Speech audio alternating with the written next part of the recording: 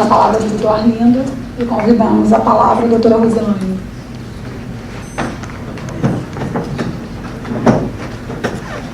Eu vou pedir licença ao presidente para falar de pé. Presidente, eu não consigo, não tenho essa destreza do professor Arlindo. Primeiramente, isso, tem uma pastinha assim de pé, aí é a única palestra que tem. Agradecer em seu nome, doutor Gutenberg, o convite e cumprimentar também todos os ilustres membros da mesa e os senhores aqui presentes. A minha parte, como os senhores viram, eu sou médica, então eu vou me ater à parte que eu tecnicamente domino, que é a área da saúde dentro da ciência médica. E tive a oportunidade de ler algumas publicações acerca do trabalho aqui do inspetor prisional, lá em Brasília, nós chamamos agentes penitenciários, porque me chamou a atenção. Quando eu fazia parte de atendimento de saúde, meu tempo ainda não começou, viu, presidente? A minha parte de atendimento como médica do trabalho, eu observava muito adoecimento, muito também de afastamento, quando eu estava como presidente da junta de perícia e também de readaptação. Então, eles iam adoecidos e precisavam se afastar durante um longo tempo do trabalho. E isso me chamou a atenção e eu comecei a estudar e também tive a oportunidade de ir até o ambiente de trabalho, porque assim como o professor Arlindo falou, o que nós fazemos? Nós precisamos visitar o chão da fábrica, o chão da empresa, o ambiente do trabalho, para a gente poder entender minimamente a organização do trabalho, porque a gente nunca vai compreender um trabalho tão complexo, cujas tarefas prescritas, elas são absolutamente diferentes das tarefas reais. Este é um grande fator de adoecimento para todo trabalhador, não somente o agente penitenciário. Então, esse é um artigo que, quando aconteceram as rebeliões, quando começaram a acontecer, me chamou a atenção. Eu estava conversando com outro colega que é psiquiatra, e eu comentei com ele, eu falei, esse é um tema que a gente precisa estudar e que vale um artigo, vale uma publicação para tentar também, dentro daquilo que nos cabe, chamar a atenção para o adoecimento dessa população de trabalhadores, porque em todos os jornais apareciam o tempo inteiro os mortos, a rebelião, a falta de condição para que o preso fique dentro do presídio e tudo, tanto da mídia impressa, mídia televisiva, quanto também dos direitos humanos, mas eu não ouvi falar em nenhum momento dos agentes penitenciários, naquele primeiro momento. E daí nós fizemos um artigo, eu e o doutor Antônio Geraldo da Silva, eu propus para ele fazer esse artigo, ele fez uma parte da psiquiatria e eu escrevi mais sobre a outra parte do trabalho. Como médico, eu preciso apresentar o meu conflito de interesse, eticamente isso é um dever nosso. Próximo, por favor. E aqui eu não recebi nenhum tipo de pagamento, o sindicato me convidou e me trouxe aqui às custas, o meu currículo já foi apresentado. Próximo. E aqui eu não tenho nenhum tipo de conflito de interesse de estar aqui fazendo essa aula. Tá? Próximo. E aí foi o dado que chamou a atenção, que foram 133 mortos em 2017. Essa foi uma publicação de 18 de janeiro no Bom Dia Brasil, e que superou o número de mortos do Carandiru. Próximo, por favor. Aqui também agentes penitenciários são feitos reféns. Eu comecei a procurar onde que entrava na notícia que o agente penitenciário tinha sofrido uma agressão. Próximo.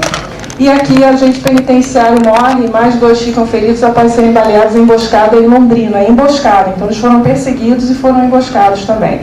Eu peguei apenas esses 2 e eu quero trazer que quem faz a opção de fazer um concurso e entrar para esse tipo de trabalho, ele tem um ideal para isso. Ele não está fazendo por fazer esse concurso. E o trabalho, ele é muito mais do que um meio de subsistência próprio de sua família. O trabalho, ele é um meio de desenvolver potencialidades, de mobilizar o indivíduo, de elevar a sua autoestima, de fazê-lo se sentir pertencente e útil à sociedade e também de ser admirado pelos seus pares, pelos seus familiares e amigos. Então, dentro, o trabalho, ele não é um castigo. E dentro da nossa vivência, ele é um elemento fundamental para o homem. E, próximo, por favor.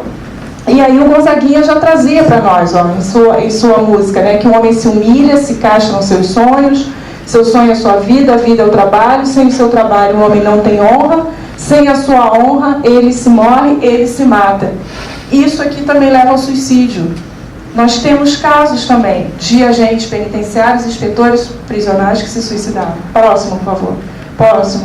Pode ir indo direto. Então, dentro do ambiente de trabalho, nós temos 3 dimensões. A dimensão física e tecnológica, que ela fala sobre condições de trabalho, então são os equipamentos, um ambiente físico, mobiliário, todo o material, arsenal que é necessário para o desenvolvimento da tarefa do inspetor prisional. Dentro da dimensão organizacional, são os processos de trabalho, exatamente todo o fluxograma das tarefas que os senhores precisam desenvolver no sistema. Estratégia competitiva, como que é esse plano de carreira, o sistema de gestão, o sistema de informação, a estrutura organizacional, como que ela é. Será que esse agente prisional, ele também participa dessa organização? Porque quem está lá em cima ditando as diretrizes, muitas vezes nunca esteve na ponta, nunca esteve executando a tarefa. Então, esse trabalhador, ele participa da construção, da organização do trabalho. E a dimensão psicossocial são os conhecimentos, as relações humanas, a cultura, o clima organizacional, isso tudo está dentro dessas 3 dimensões que falam sobre a qualidade de vida dentro do trabalho, e isso é para qualquer atividade econômica. Próximo, por favor. A relação simplificada de causalidade dos fatores psicossociais na empresa, no ambiente de trabalho, no sistema prisional. Os aspectos psicossociais é um desenho da gestão do trabalho, tem o contexto social e organizacional desse sistema prisional. Então, isso vai impactar exatamente nos estados emocionais e psíquicos dos agentes prisionais, na saúde física e mental, e isso vai gerar acidentes de trabalho também. Próximo. Pode ir digitando. E que vai determinar dentro dessa organização de trabalho a sua qualidade de vida, os custos internos, a qualidade, a produtividade dele, a inovação, a competitividade, os custos do sistema de saúde e os custos previdenciários no caso do regime próprio, por causa do absenteísmo, das ausências, do adoecimento, da falta ao trabalho. Próximo. Eu trouxe aqui apenas para mostrar.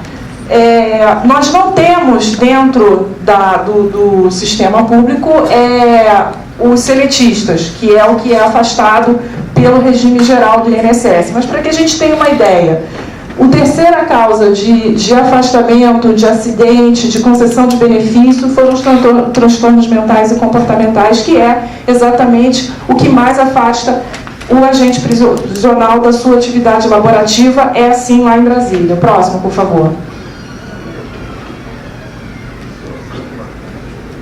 Em 2015, as 5 primeiras causas de afastamento: episódio depressivo, reação ao estresse grave e transtorno de adaptação. 3, outros transtornos ansiosos. 4, transtorno afetivo bipolar. E 5, os transtornos mentais e comportamentais pelo uso abusivo do álcool. Próximo. Em 2016 não mudou muito. Então, estresse, depressão, crise de ansiedade, transtorno afetivo e também o uso abusivo do álcool. São as 5 causas que mais afastam o trabalhador da sua atividade. Próximo, por favor. Foucault falou em 92 que o corpo é a primeira vítima do sistema rígido de produção e, em segundo lugar, o aparelho psíquico. Nessa realidade onde os senhores trabalham, efetivamente, o corpo ele vai ser o primeiro sistema a ser danificado, com muitas dores, e aí começam algumas disfunções, a pressão começa a alterar a pressão, os níveis de glicose, dores musculares muito grandes, as incapacidades temporárias, isso vai se repetindo, o humor vai começando a ser afetado, e aí a gente entra no aparelho psíquico. Próximo.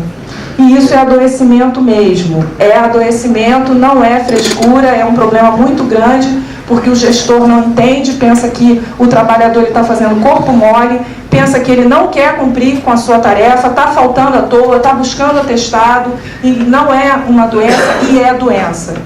realmente é um adoecimento mental, não é sofrimento mental, é diferente. Sofrimento mental foi o que eu passei, carioca que sou, quando o Flamengo perdeu para o Cruzeiro na Copa. Próximo, por favor. Então, aqui nós estamos falando do reconhecimento e sentimento de utilidade que foi falado pelo vice-presidente. Foi falado assim, quando eu cheguei a ouvir o personagem Adriano falando. Nós precisamos falar disso, precisamos levar isso para a sociedade. A sociedade precisa entender, reconhecer e valorizar o trabalho dos agentes penitenciários. Isso aqui é um ponto de adoecimento em todas as atividades econômicas. A falta de reconhecimento é um fator de adoecimento. Pode voltar, por favor. Avaliações de desempenho, é importante isso, assédio moral que sofre, a solidão, ambiente hostil. Alguém conhece ambiente hostil? Erros, acidentes, desqualificação do trabalho. E aí começa o desespero, a desesperança, a depressão e suicídio. Próximo. Para ser feliz no trabalho, nós temos que ter condições de trabalho adequadas, organização de trabalho adequada e as relações socioprofissionais adequadas. Próximo. Dentro da qualidade de vida, próximo. Nós temos que ter um paciente, que é o trabalhador, que é o agente penitenciário, ele precisa ter um acompanhamento do médico do trabalho, tem que ter esse serviço de saúde ocupacional na administração pública, ele tem que ser acompanhado pelo psiquiatra, pelo psicólogo, quando tem o assistente social, todo esse corpo clínico de profissionais precisam estar juntos. Próximo. Nós temos o transtorno depressivo maior, eu vou passar mais rápido, que é uma das doenças dos transtornos psiquiátricos, é a principal causa de incapacidade no mundo. 7,5% dos anos vividos pela pessoa é com depressão, é muito tempo. Mais de 300 milhões de pessoas afetadas e teve um aumento de 18% de 2005 a 2015. Mais de 80 países em desenvolvimento, aí nós estamos no Brasil. Próximo. Dentro dos aspectos epidemiológicos, 15% a 18% da população afetam mais as mulheres. Volta. A idade do início a 27 anos, 1 a cada 10 pacientes procuram dentro da atenção primária o atendimento de saúde mental com psiquiatra ou com psicólogo. É causa de grandes gastos na saúde pública e também na previdência. Próximo. Quais são os sintomas? Então, humor deprimido, o interesse, prazer reduzido, não tem interesse mais de ficar com a família, com as pessoas que gostam de fazer atividades com os filhos, com a família, com o companheira, não quer mais fazer o esporte que fazia ou o hobby que costumava ter, tem problemas de sono, começa a ter insônia, não tem um sono satisfatório, a fome, a questão do apetite fica menos ou fica mais, então começa a desenvolver outras doenças, como eu já tinha falado. Próximo. Até 2020, a Organização Mundial de Saúde disse que a depressão vai ser a causa mais incapacitante do mundo. Os sinais de alertas para todos os senhores são os sintomas de dor crônica, cansaço, insônia, ansiedade, e começa a querer beber, nunca bebia e começa a querer beber mais. Próximo. Fumar. Próximo. Depressão no trabalho. Pode passar. Quais são as condições de trabalho favoráveis? Né? Altos níveis de suporte, controle, menos horas de trabalho, isso é uma coisa que precisa ser vista dentro da carga de horário do agente prisional. O suporte dos colegas de trabalho, precisa entender, quando o meu colega está doente, eu preciso apoiá-lo, eu tenho que parar de falar, ele está fazendo corpo mole, né? O chefe tem que parar de falar que está fazendo corpo mole, procurar um psiquiatra, procurar um psicólogo para se tratar. O próprio indivíduo, ele faz uma autodiscriminação, ele faz um autopreconceito, porque não procura o médico psiquiatra, não procura o psicólogo. Isso, nós precisamos acabar com esse tipo. Existe uma campanha da Associação Brasileira de Psiquiatria contra a psicofobia, contra a discriminação, esse preconceito, porque quando a gente está infartando, a gente quer um cardiologista. Quando a gente está com o osso quebrado, a gente quer um ortopedista. E por que a gente não procura o psiquiatra ou o psicólogo quando a gente está com uma insanidade mental, né? uma doença mental? Próximo. Isso aí vai diminuir o número de ausência e também o presenteísmo, que é aquele trabalhador no seu ambiente de trabalho que não está produzindo. Próximo.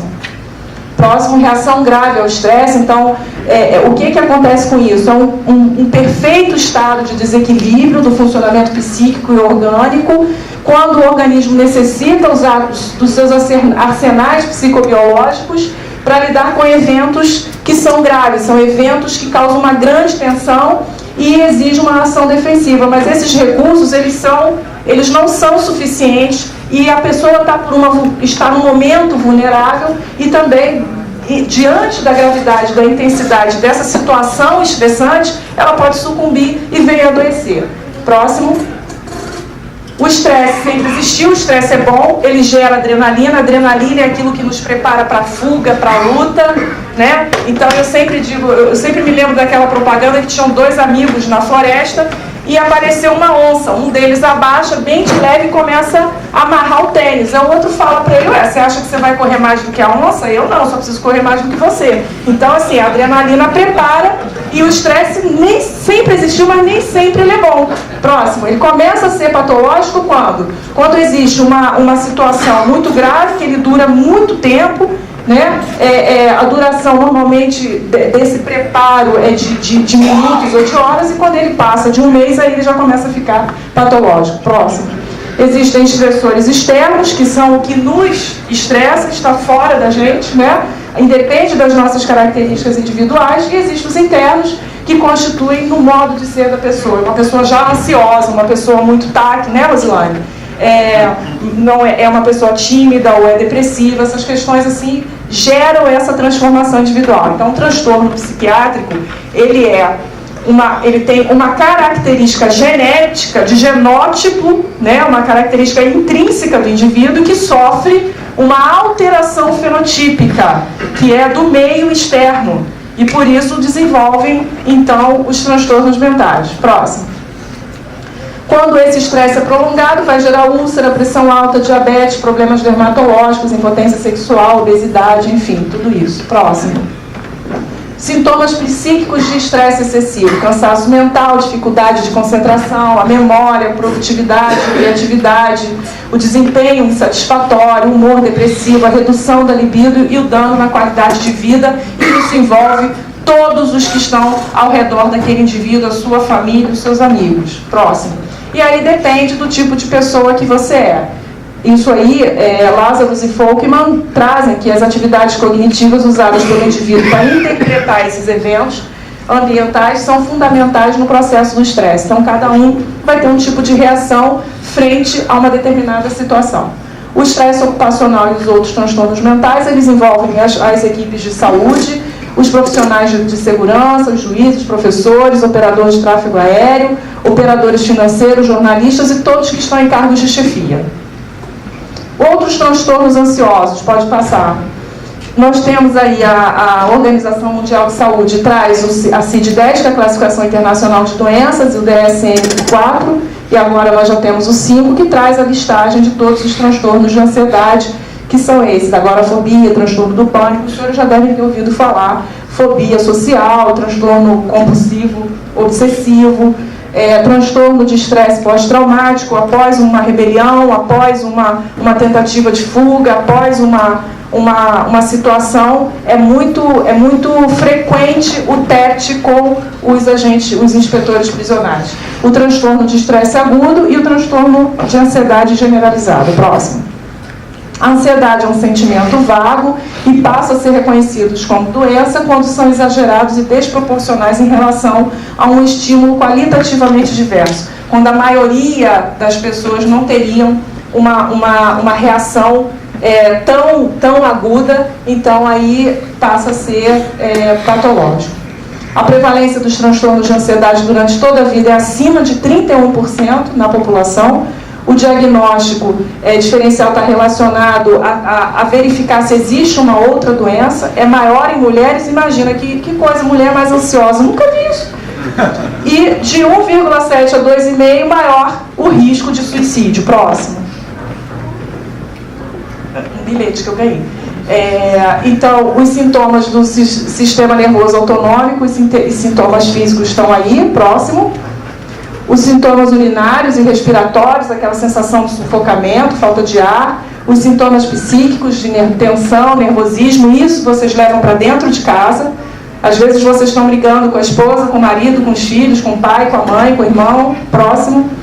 O transtorno do pânico, ele não necessariamente não está associado a um evento.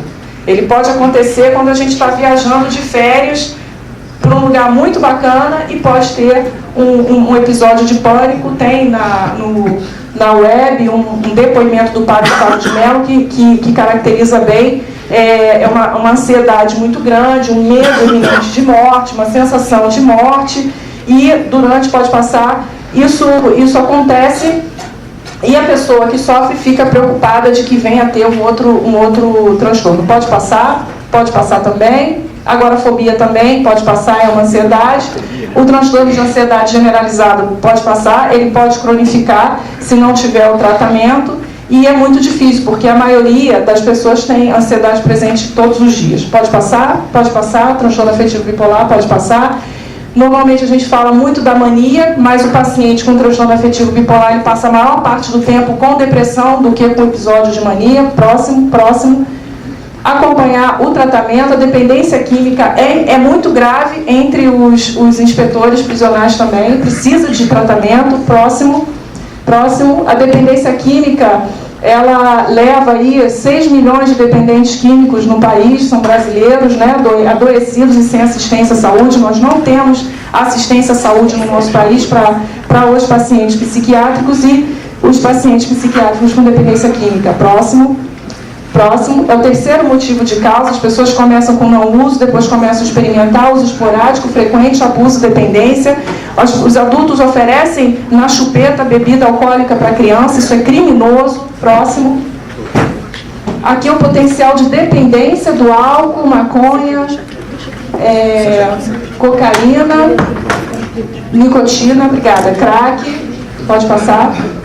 O tratamento é contínuo, pode passar, precisa de uma rede, tanto de ambulatorial como hospitalar para tratar. Próximo também, e aí pode passar. Os suicídios acontecem variavelmente com uma doença mental, pode passar. Nós temos 12 mil suicídios por ano no país. O suicídio não é notificado, embora tenha uma portaria que exija a notificação. Exatamente a cada 45 segundos uma pessoa tenta se suicidar, e isso é uma questão de saúde pública, e nós sabemos que 98%, na realidade 100% tem um transtorno mental, e antes de se suicidar, nas 2 semanas anteriores, todos eles estiveram em contato com um profissional da saúde ou deram um alerta para a sua família. Próximo. Pode passar. Eu já falei sobre isso. Pode passar.